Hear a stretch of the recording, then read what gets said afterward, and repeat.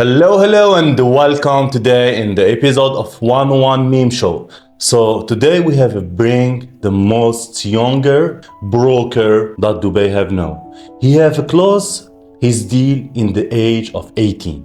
Just imagine a young guy from another country, not Dubai. He have come to Dubai and he have find the opportunities and he have closed some big deals here. So today his age it's 19. So today we have bring our dear Jasur. Hello, Mr. Jasur. How are you? Alhamdulillah. And It's you? really pleasure to have you here today. Thank you for the invite. It's really pleasure, Habibi. It's like, when I have heard about your story, Sure. like how a teenager of 18 years have come here in Dubai. He's trying to build his empire here. Yeah. That is really a wonderful story that we need to let people know about that. Correct. So, first of all, I need to know not who is Jasur, but how Jasur have crossed his mind to go to real estate world, Yeah. and how he have come here. Sure. So I need to know all these stories. Sure. First of all, once again, thank you for inviting. So talking about me, I started in sales at a very young age. Back in Uzbekistan, I'm from Uzbekistan. Yes. So back in like 3 years ago, I started in sales. I worked in different types of sales jobs. In one of those were being logistics, and I was dealing with company owners. So at a young age, I started getting the exposure to the international sales. When you say young age, how old was? Between 16, Wow. 15 and 16, that's when I started, Nice. basically. So once I started doing sales and learning English, basically I tried to go out different countries and try my best to grow personally and both in my career to find what am I good at, right? Okay. So as I was in sales at 18, I came to Dubai with $2,000 in my name, and then I started with real estate. To be honest, it's a long story to tell you. Real estate has been both rewarding and challenging at the same time for someone like me at the young age. So that's a little bit Nice. about myself. So when you have say it's a long story, so I will go through this long story. Sure. So first of all, how many years you are here in Dubai? Almost 1.5 years now. So when you have come here in Dubai, what is your first job that you have worked with? I started with real estate. Directly, how it have crossed that in your mind? So basically, most people from my country or many countries start with the sales jobs in the retail or different positions. But I decided okay, what's the best position that pays you most of the money and where I can get best improvement, both personally and get challenged. So I found real estate. And in this country, UAE, real estate is one of the most powerful the most powerful domain to challenge yourself to start, and it's taking a lot of big part of the economy. So I decided to join real estate, and I joined big company that had 150 employees. I went there. Inside the company there are out of 10 people, almost 3-4 of them were millionaires. I was so excited. Okay, how is this? And then the reality hit. So no deals for 2-3 months. How, when you have said the reality have hit, 1 to 3 months, why there is no deals? Okay, first of all, as someone who haven't lived in a big city, I had to slowly adjust to the level of lifestyle here, the type of thinking people have.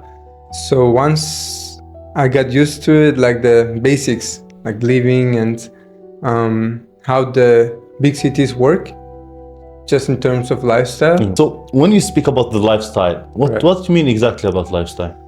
For someone who came from a small country or the newly developing country, when you come here, you see people with a lot of money, wealth. So you try to understand how they look at money, how they manage their life, for example, how they live their life. So that once you understand how they approach life And once you understand the importance of investment for a wealthy people around, then you slowly get adjusted, and then so you can talk with them, communicate with them more freely. So that's what I mean by So it's more about the communication, Right. about how you need to approach to understand their Yeah. mindset and everything. And we come back to our question. In this 3 months, what was the excuses or the mistakes that you have made that you didn't sell? Okay, I feel like it's a fair point between 1 to 6 months for any new agent not having any deals, unless you have someone who has 10 years of experience and mentoring you and giving you very, very high quality leads. But between 1 to 3 months, expect no deals, but try your best. That's how it works in real estate, basically. No, why I'm seeing trying to focus in this point. Right. Like, why there's no deals if the guy know how to do marketing or he know how to do sales? Right. Why 6 months exactly? Because when you start in real estate, you are not just selling like suit, or you are not just selling any small ticket stuff, right? So you are selling anything above like $500,000 or up to $10 million. So you, first of all, to make a sale, any investor should feel connected with you. Like they are not just gonna come here and talk about the project. As long as you have the knowledge about project, they're not gonna buy. There should be something that investors can relate, that they should feel comfortable working with you. So to develop to that point, you gotta work on yourself. There's a lot of self-development goes into that. The way you look, the way you communicate, the way you approach investors is very important, and you start gaining that confidence within like 1 to 2 months of calling like hundreds of investors. Then you slowly get to know the questions that they ask, and you slowly get to know the mindset behind their investment. And that's when you can really connect with an investor and have like very good relationship. Then that's where it comes. So most of the investors are like, they will not invest directly their money. They need to have a good network with you and contact with you. If right now we're gonna speak about the investment, okay? Your first deal. Right. Did you know a lot of the project? Did you read about a lot of project, or it have come like coincidence? I wouldn't say it have come with coincidence, because on that deal I've spent almost 2 months of follow-up. So the client didn't answer at all. At first we had first contact point with the client, and then over time we had jumped into one Zoom call, and in between client ghosted like for over 1 or 2 months, right? He was collecting his money. Yeah, I but in real estate it's very important to keep following up, like sending new. It's okay. It's okay. So as I was saying, in real estate it's very important to follow up with the client. So I kept persistent with most of my clients. I still do. So follow-up has played an important role in closing a deal. And then at some point, client was like, "Oh, I'm here in Dubai, let's meet." And I went there with a very good car, like. You need to show up like you are not giving money to someone and anyone. You are giving to money who have already seen money. Sure. When we come back, like in the follow-up point. Yeah. Like you need to follow up every day, or like it's just each week, each month? Yeah, it really depends on the type of client that you're dealing with. So it's very different. For example, some clients might say, "I will buy after 1 year." So if there is 10 agents calling that client in different companies, and whoever stays the most persistent, for someone who says, "I will buy within 1 year, I will have a budget," you follow up with them once in a month. Or with someone, it depends on the timeline that they're gonna move forward. And it's very important to ask this question: when are you ready to proceed with buying this property? In this each month, you will send him like other properties, other offers, or what you do? I personally more of like educate them, because I work with more international clients for sure. And I try to send them like market updates. What are the trends happening? What are the downsides or upsides happening at the moment?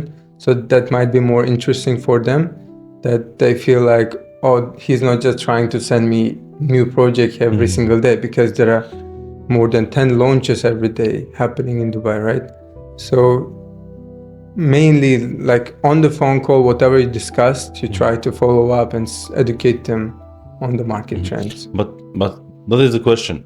Like some client, they say, why I go directly to the broker? It's better I go to the developer directly. Right. Why? Like, give me a reason to why he come to a broker, not to developer. Like, Sure. like you are an agent, okay? Yeah. So why he come directly to you? What is the advantage to go to an agent, not to a developer? Sure, that's a very good question. So you can choose. You can go to the developer directly. For example, some clients go directly buying MR, like 100 units, right? But what they're missing out, what they're losing by not working with an agent is developer sells you whatever project that is selling least, right? If you go directly, they try to pitch you something that they are not being able to sell to anyone else, right? So you have options when you choose a broker. So broker can take you to the 3 different developers, and brokers usually know the best for based on your requirements, right? Because they have the keys for all the developers in the Dubai, for example. Yeah. So they have the keys, which means that they know the market. They know what's much better for you. And for example, even for in the papers and everything, like do the developer hide anything from the client, or anything like the agent know and the client who will not know, like in the rules, anything like that, for example? Developers usually do not hide anything, but when pitching the project, they might like pitch the project, oh, this is our best project that we have so far. But what they might have something much better that might be suitable for the client. And compared to agents want to have repeated business with you or get referrals from you. So they will help you buy the best project that suits you. And once you do that, you give them the referrals, you refer them to your friends if they ask for. And also they can help you with golden visa if you need it. Or if you need more connections, they can help you set up your company. For example, me, I do that with all of my clients. Nice. So, and in the point, like, for example, the client have come here to see the property, like, what is the procedure that he need to follow? And what is also the procedure that he need to follow to get his golden visa? So it's very best to have someone in an online meeting first. Before they need to meet with the broker, they need to have this relationship or connection with someone that they can trust, rely on, buying this like project that they want to, before buying the ticket to Dubai. And once they are here, the broker will take care of them if it's the right one for them. And for when it comes to procedure, yes, you go look at a couple of projects that might suit your requirements, and you choose the payment plans that might be suitable for your budget. You look at like all the offers that developer is giving you, and as it's like suitable, then you proceed with 20% down payment. There's 4% DLD.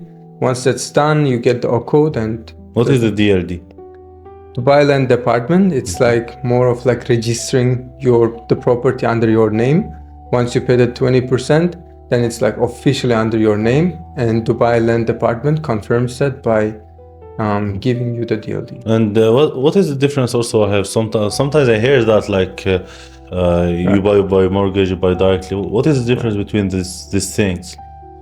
Right. So there are 2 different types in the market, types of properties: secondary and off-plan. For off-plan, developers are offering interest-free like projects. It's off-plan, not completed yet or under construction. So you go with the payment plan. Until the handover, you are paying in installments. But when it comes to mortgage, you can take mortgage for ready properties only, right? So that's the difference. So the mortgage is only for ready properties. Right. Okay. Even in off-plan, let's say 50-50 payment plan is offered by a developer. Okay. And during the construction, you pay 50%. And you can still take mortgage for the remaining 50 post handover payment plan, because it's already completed, so you are eligible for mortgage. And like when you have say about the handover, there is some developer they do delay in the handover. For example, they say in 2028 you take the property, but they will do the delay. So in this case, how the like for example I'm the client, how I can cover myself for that? Like what I need to do? So you should always plan ahead. Like when you're purchasing, you should always be aware that the project could delay for up to 6 months, and developer is not going to pay fine for that. Most of the clients ignore the O-code document that you get after paying the 20%, 24%, you get the O-code document. Once you get that, inside that O-code, most developers have written down that up to 6 months could be difference for the handover timeline, right? It could be delayed for up to 6 months, but the developer is not going to pay fine. But in most of the other cases, the developers are going to get huge fine from the DLD for delaying their project. So it's far from possibility, because as long as you are choosing the trustworthy developer and you are connected with the right broker who knows which developers have good track record historically, then you're good to go. And do the developer have the right, like if he writes it in Uqood and the client I didn't see it, like you will not blame me after, even if I do it 10 years after and I have signed in that and Right. what is the case like? No, it's it's an interesting question, but DLD does not really allow you, any developers, to put more than 6 months of delayed timeline. So it's just normal procedure that this is. It's normal procedure, like strict directly from my property is delayed. What the developer gonna give me back like? So the developer probably depends on what you ask from the developer, but usually developers get fined by the Dubai government, Dubai Land Department, and you have right to ask for certain percentage of refund for being delayed, most probably. So here, like I can't cover myself, like because the government of Dubai, it's with me. Right. And in case, like for example, I have purchased from Ras Al Khaimah, from Sharjah, it's all the same rule or only in Dubai? In the UAE overall, rules are usually very similar, but there are small changes that could have in between. For example, in Abu Dhabi, they delayed giving golden visa for some time. They stopped, but overall it's very similar and straightforward. And speaking about the area, like there's some area they are famous. They are really famous here in Dubai. Yeah.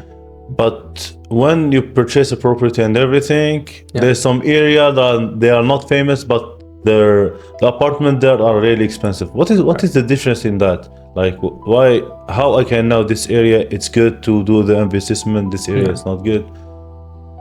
So when it comes to areas, usually I recommend waterfront properties are gonna have higher chances of exiting and higher chance of getting rentals, and they're gonna have higher chances of getting good capital appreciation for the client. Why?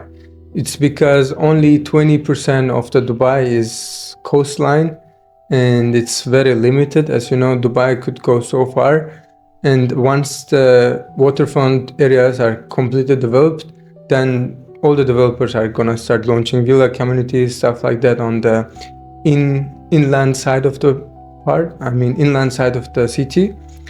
So for that reason, like when it comes to JVC, let's take JVC as an example. It's a very saturated location. There are so many developers are launching, but there's a traffic, there are certain things, and prices are a little bit overpriced at the moment. But there are some areas that are very new to the market that most people don't know about, is for example Dubai Islands or even the Creek Harbor. Most of the people recently got to know about these areas, but they're booming, and it's more of underdog. Okay, so Creek Harbor is going like fire right now. Right. Yeah. Creek Harbor is. And when it come for the golden chance in investment, what is the time? What is the good time that I need to purchase? The good time was yesterday, and the best time is today, because every month you are losing 2%. On average, Dubai real estate market is growing by 2%, the price per square foot. right? So it's always best to assess how much money you have and which location is good and what's your purpose of your investment, and just move forward with the investment. And when I want too many people say Dubai is security, Dubai.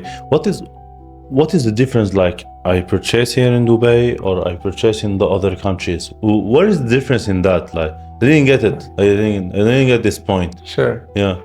Where else other than Dubai you can get 7 to 10% ROI for rental, and where else you can get up to 15 to 20% capital appreciation? Historically, Dubai has performed for the last 20 years. Dubai has been growing at a very huge levels. For example, in terms of real estate, any other countries cannot compete anymore with Dubai, because you go to London, you are getting huge taxes out of your investment. Rental incomes, they're taxing any income that comes right into your pocket. Mm-hmm. So, and you're getting barely 4% ROI for your investment, and the prices are ahead, over the roof. You go to Malaysia, maybe any other countries might be still have potential, lower prices, but historically proven the best location. Even I myself, instead of buying 4 units back in Uzbekistan, capital of Uzbekistan, I would buy 1 studio here in Dubai, because the returns are... So it's really nice. Right now, I need to understand more about the off plan. Okay. Right. So why people go to the off plan and they don't go to the ready to move, for example? Sure. Like most people I see here in Dubai, they go to the off plan. What is the difference between the off plan and the on plan? Most of the off-plan projects are in development, right? They're going to be handed over after a couple of years, 2 to 5 years, it could be 1 year. And for example, secondary, they're already properties. So as a buyer, it's better for you to go check ready property. You can see, feel, touch, see the view, how is the quality of the marbles or the ceilings. You can see everything, right?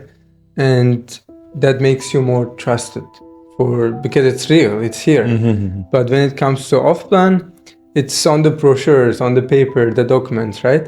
But which one as an investor would you choose to buy? So when you purchase a secondary unit, like ready property, you're paying full. And most of the investors want to stay liquid, which means they don't want to pay full. They want to pay in installments and they want to diversify their funds. Mm-hmm. So which suits the best? The off-plan. And ready properties are usually the infrastructure around that location is already completed.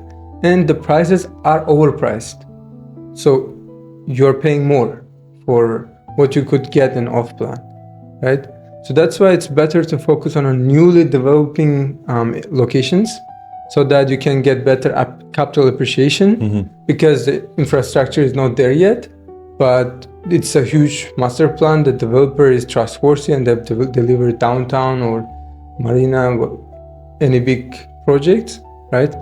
So in off-plan, you're getting better prices earlier, like brand new apartment once it's handed over. And it's you put your money, you have for example 10 million. Right. It's better to buy one ready to move. This 10 million you buy 3 apartments, right. And each month you are paying for that, and you divide it. Yeah. Developers are offering exit after just paying 40%. You can exit the market and resell it to someone else.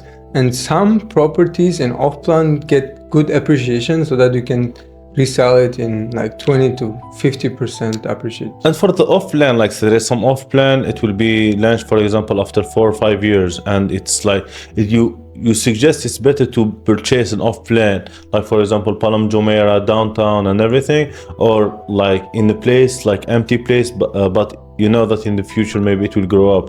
I would say it varies. It depends on what you're looking for as an investor.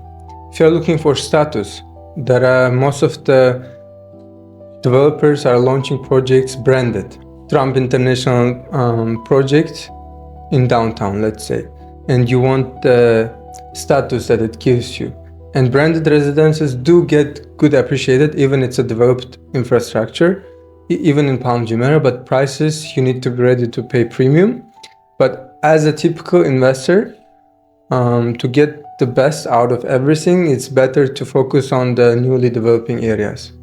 Right now, I want to purchase. I have purchased it off plan, and I have paid, like, for example, 6 months, 1 year, but I didn't finish the payment. I don't have money for that. So what's gonna happen for my property for that in this case? So before purchasing any project, you should look at the developers, which developers allows the delays, but there could be small fines for delaying the payments, right? This could, So this one, the broker helped me in that. right. But yeah. So that's when the broker comes in, right? So the broker can negotiate with the developer. Oh, my client, he can explain the situation, and then he can get the best terms for you. Okay, but what happens if I have to delay, for example, 3 months, 4 months? The worst case scenario, you're getting a small fine for delaying the... They will not remove the property or something? No. It's very out of chance. And as long as you have money after certain amount of time, then you can just continue the payment plan. If I didn't finish the payment after 1 year? The worst case scenario is you're just gonna resell the project and give the code to someone else. And let's say you paid 40% and you cannot continue the payment. What you can do is you can talk with your broker, that tell him that this is the situation, and can you help me resell my project? And developer gets the NOC from the developer, no objection certificate, and he's gonna try to market it in their company or in their listings and resell your property. The worst case scenario, you're exiting the market at the same price as you purchased. No, so it not will really not the downside. Maybe it will be more higher. Yeah, it could be higher also, because the investor who is taking over your property will anyways continue the payment. And it's better, for example, to buy a residence like community or purchase like normal tower. What is the difference between this? I always hear like community tower, but at the end you see the tower near to other buildings. But what is the difference? Sometimes you gotta be very cautious on that, because big communities are not usually the best for investment because of the supply. It could be oversupplied. There could be so many units, and by the time of handover, if you want to exit the market, there are so many units available, so there is more competition for exiting, so you could get lower chances of getting higher appreciation in the community, right? And when it comes to single projects, if it's a unique, good quality from the good developer, that means less supply and higher demand. About you, right? What is the most costly thing or mistake, I say, that happened to you? The biggest mistake happened to me? Yeah. That I made in real estate, you mean? Yes. Okay.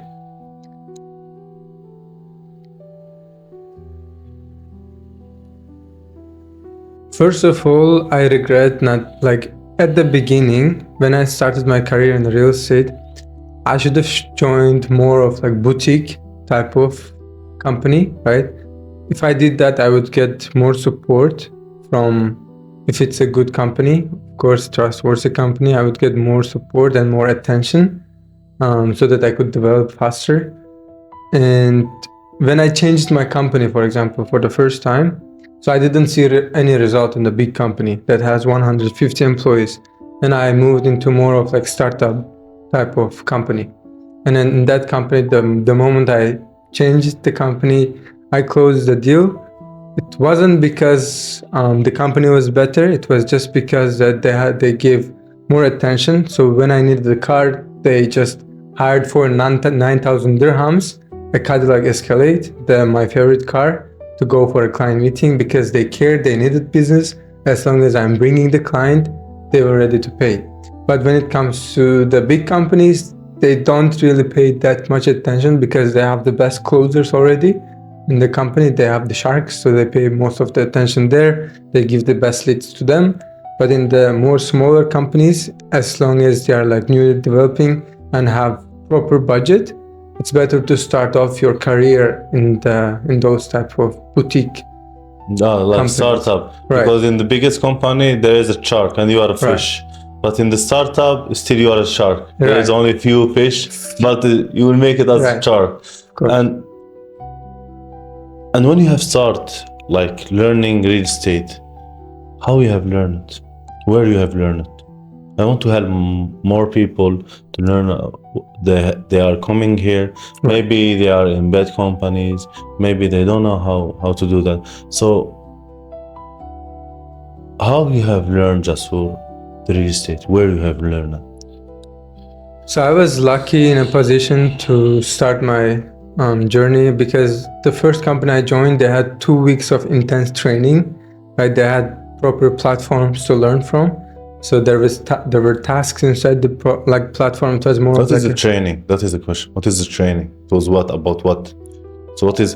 I need you to give me step by step, because your followers and my follower who want to learn about real estate, they will not go enter to this company and ask them what it. So Jasur, it's here. It's here to help them. Even like Jasur right now, guys, he's preparing like courses and everything for real estate and everything. So that is why I'm trying to get some stuff from his courses right now. Of course. So what is the step by step? Like, I need right now me, Zitax, Ayub. I have start real estate. Right. What is step by step? So that's a very good question and deep question. So I need to start off. In any type of training, there should be a structure. The way you educate your investors, you get an investor, you got to educate new joiner, like real estate agent. So you start off with why Dubai, right? First, you need to understand Dubai and why Dubai is growing at the level as it is growing. You need to understand the fundamentals, the basics, and what's making Dubai great. And secondly, you go with the map. You need to understand which location is where, which developer is where. So you need to really go deep into the map and know each and every areas within Dubai, which areas are performing best, which areas are best for the purpose of capital appreciation, or like you said, for secondary market. And you need to understand the difference between which developers are positioning in which location and why. So that's why it's critical to understand the location. Secondly, right? And after that, you go with the sales techniques, the mindset of the investors. You need to learn sales before or the rules before? It really boils down to you, how fast you learn things. But it's better to join real estate coming from the sales background, so it will be much easier for you to get along and continue. But if you know sales but do not have the proper knowledge, it doesn't matter. Like, you cannot succeed, because knowledge equals power. The more knowledgeable you are, the more confident you are with the investors. And even it doesn't matter when you have the knowledge here, it doesn't matter how you look and what's your age. For example, in my own example, as long as you have the knowledge, you have the confidence to talk with them, and communication will follow. Right? As long as you can communicate freely with your acquaintances, with your friends, family, you can master sales slowly. Okay. And after that, after sales? After sales, the most important thing is the mindset. You need to... When you say mindset, you have repeated 3 times. What do you mean about the mindset? As I mentioned, in real estate, it's not easy. So it's a very tough job. Let's say in trading, it takes any normal trader to become profitable on average 9 months. And most of them quit within 3 months, right? So it's the same with real estate. People come and go, hundreds of real estate agents join and leave. Why? Because they don't have this, like, they are not prepared in mind that it could take this much time. And mindset means not like you need to have a patience, you need to have a dedication, hard working, and all this boils down to also understanding the market, right? So it all boils down the way you think, the way you prepare yourself in. Because they hear a lot of no. You can go to Instagram and see everyone closing 50 million, 100 million dirham deals, but it might have taken them like 3 years to get to that point, or 10 years. But you are in the market for 3 months and not seeing any results, and you don't have the mindset or patience, you are just quitting. It doesn't matter. So what is the best books for mindset you have read? To be honest, I've read a lot of books in terms of self-development. I've read over 100 books. And for the mindset specifically,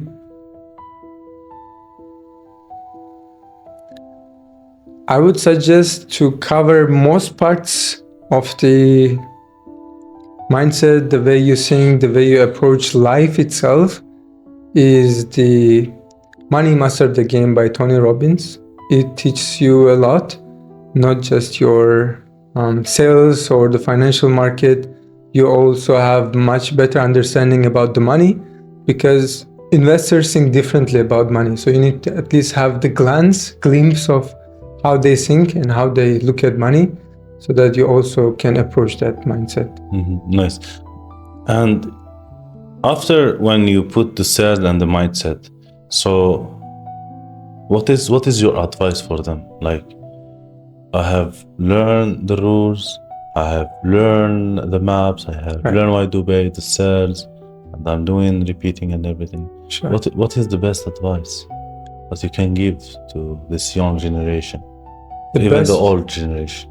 The best advice is like, don't get stuck. You should always be looking for new opportunities. You should always be out there connecting with new people, looking for new business, never settle, and try to keep up with the market, because market is changing every single day. There is new like mind-blowing projects coming, right? So you got to be ahead of most of the investors, because investors are getting so much information that they could be much smarter than brokers, some of them, right?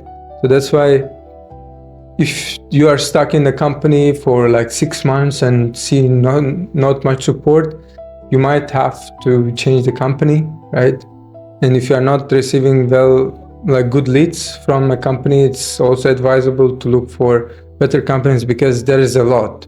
There is so many options. You can always try to find like bigger ocean to like fish bigger, to catch bigger fish. Like the blue ocean. Yeah. And what is the worst investor that you don't suggest me to deal with? The investors. Yeah.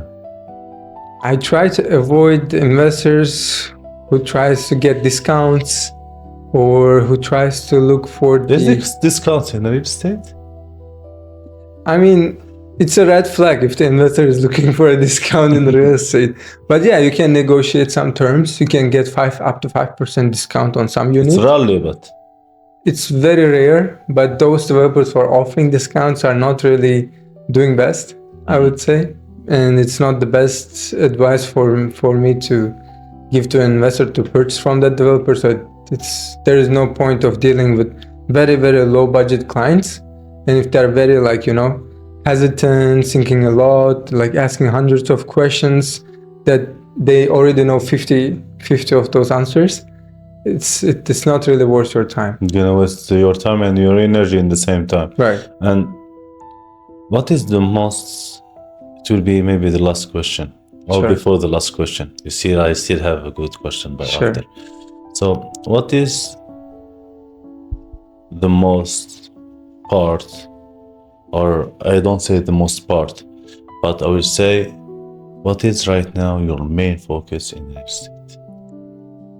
My purpose for 2026 is to have the portfolio of 100 clients. Let's say I want to create the portfolio of 100 investors to whom they trust me. I help them getting golden visa properties, and if some of them needed company setup, so I provide all those services. Personally, I have partners who deal with them, and I got like golden visa for one of my clients in 3 days, right? So they can look for any type of service they need in Dubai. They can contact me, one point contact, and once I gather those 100 investors, I want to launch a party or a yacht and invite them into one place to have this very beautiful networking event. And it's like more of like I'm in the real estate to build relationship with high net worth individuals so that I can become one in the future, right? Inshallah. And most importantly for me is integrity, and I have my values that I really safeguard, right? So that's why, yeah, in overall, having a good relationship and building this very good ecosystem where like they trust you, people trust you. And right now, Jasur, he's focusing in apartments. He's focusing on what? I'm focusing on commercial offices and branded residences mainly at the moment. Why? Because now, I need you to be sincere with me. of course, Why? because I've experienced that dealing with like very high net worth individuals are 10 times easier than selling 1 million dirham ticket properties. So I would rather give all of my attention and focus to someone who's looking for 25 million dirham worth of commercial office, where I already know the ups and downs of investing in commercial office, because I've been learning this for so long time. And when it comes to branded residence, it's a newly becoming trend right now in Dubai, but I started focusing on those branded residence back like 3 months ago. Nice. And yeah, I mean, I see more value in brands because globally it's recognized. People who are from US, Europe, or in big developed countries, they want similarity. So they already know or own some of those brands. Now they're launching projects. So it gives them more credibility and they're ready to pay for the quality. If Jasur right now, we have removed everything from Jasur. No social media, nothing. What is the first thing that you do?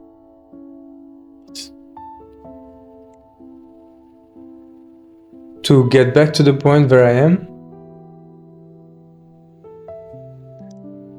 I would start with the hustle again, because if you get all of my clients and if you remove everything that I own, I left with my at least basic expenses, let's say, I would join again, start as a new agent and build my way up there by joining a really good established real estate agency and then slowly growing my way up there.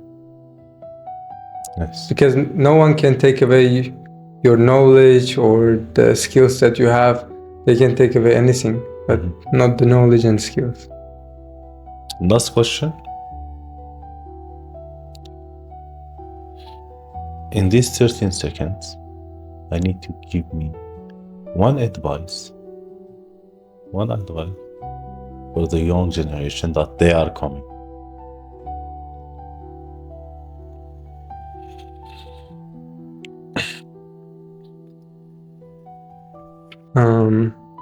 I got this advice from someone that I really do value.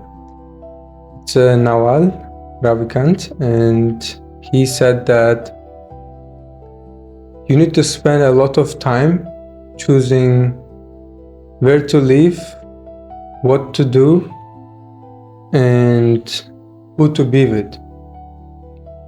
So you need to take time before you do rushed decisions.